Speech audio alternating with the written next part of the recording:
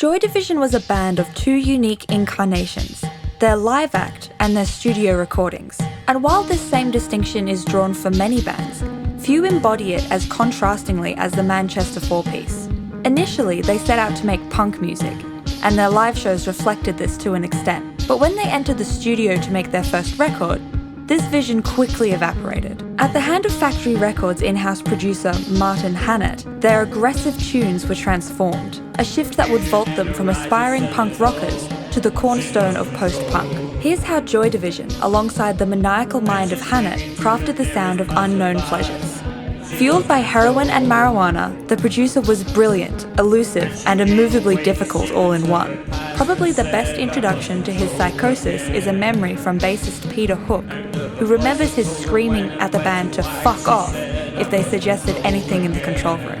He would request the band to do take after take, but rather than explicitly saying what needed to happen, he would vaguely demand, do it again, but this time more cocktail party, or more yellow. Once he famously asked for another take to be slower but faster, all in the same breath. And another time he told drummer Stephen Morris to pull apart his snare to remove a non-existent rattle.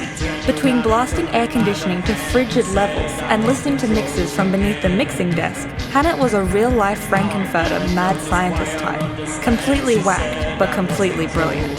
One of the most prominent features of Unknown Pleasures is Morris's drum sounds. In some cases, Hannett utilised new age technology to get the tones he envisioned, such as using a Cynet, one of the first commercially available drum synths, on She's Lost Control. But he also made the most of Morris's robotic precision to harness an industrial, machine-like feel to the percussion. Once he reportedly insisted the drummer record some tracks, playing one piece at a time, in an absurdly obsessive scheme, to capture tracks that were as clean and treatable as possible. This treatment included recording drum takes played through an Auratone speaker in the basement bathroom, a technique that created the din of spectral reverb that has become synonymous with the album, as well as using an AMS 1580 digital delay to ricochet snare cracks across the stereo field.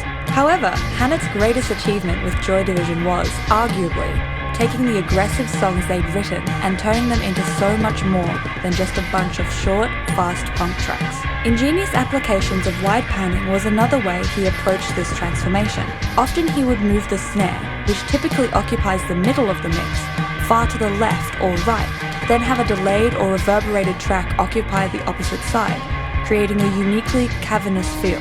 Non-musical samples were also inserted into songs, such as an antique lift on Insight and shattering glass on I Remember Nothing. Synthesizers were also used to fill any empty spaces, notably a Powertran Transcendent 2000 and an ARP Omni 2.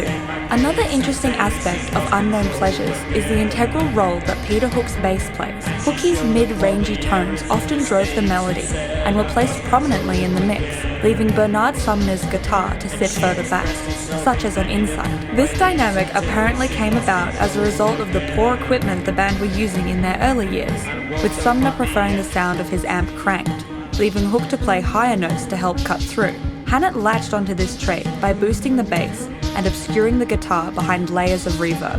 When recording was all done and dusted, the band was less than impressed with Unknown Pleasures.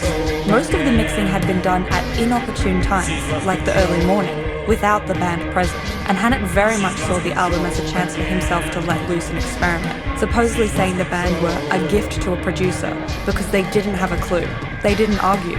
Nonetheless, Unknown Pleasures was an instant critical success, and the band swallowed their pride. Ultimately, they chose to indulge Hannett one last time on their second, and sadly, final album, Closer, released a year later. What's your favourite track from Unknown Pleasures? Let us know in the comments below.